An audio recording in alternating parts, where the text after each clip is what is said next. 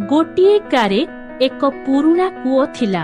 सेही कूओरे एक बेंग एवं टोड रहुथिला। सेही कूओरु पानी अपरिष्कार होइथिबारु गार लोकमाने सेही कूओरु पानी काढु नथिले। दिने बेंग बेंगकु कहिला, आमी केते दिन एठारे रहिबु।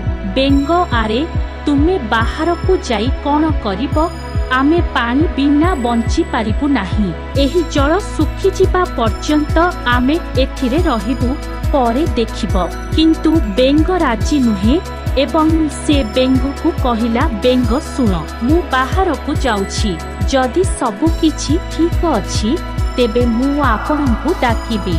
बेंग सुन, जदि तुमे कोनोसी समस्यार सम्मुखीन हुओ मोते डाक, मु तुमको साहाय्य करिबाकु आसीबी। बेंग बहुत कष्टरे कांथ उपरकु चढ़ी कूअरु बाहरी आसिला। बाहरकु आसीबा परे से देखिला जे भूमि बहुत बड़ एवं आकाश आहुरी बड़ अटे। आमे कूअरु एक छोट आकाश देखि थाउ। से रहिबा पई पोखरी संधान रे डेइबा आरंभ कले। किछि दूर जिबा परे से एक पोखरी पाइले। से पोखरी भितरकु डेइबाकु जाउथिले जेतेबेले पोखरीरु एक शब्द आसिला। बेंग शब्द सुनी भयभीत हुए। बेंग कहिला, तुमे किए? माछ, आमे एही पोखरी रे बास करुथिबा माछ। तुमे एठाकु काहिकी आसिछ? बेंग, मु एही पोखरी रे रहिबाकु चाहे। कूओरे रहुथिबा समय रे मु बहुत रागी पळेई आसीछि माछ, किंतु आमे एही पोखरी रे आग अछु। आमे शांति रे पहरिबा जारी रखिछु। आपण देई आमको विचलित करिबे। तुमे अन्य कोनोसी स्थान को जाओ। बेंग, ना, मु आग देइबी नाही। तथापि तुमे पहरिब, मु संपूर्ण शांत भावरे पहरिबी।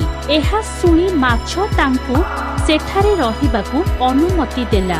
2 दिन धरी बेंगटी तांक बेककु पानी भितरु गाधोइबाकु लागिला।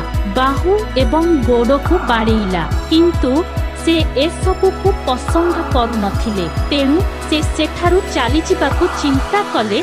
से डेइन पड़ी बाहरकु आसिला। बेंग एपरी प्रतिबंधकरे किए बंचिबो। से आगकु गले। सेठारे से एक गाँ देखिले। सेठारे जणे लोक नदीरु हांडी रे पानी नहीं जाउथिले। बेंग एक हांडी रे लुचि रहिबाकु चिंता कला। कोनोसी लोक जानि पारिबे नाही। बेंग भितरे हांडी रे बसी थाए।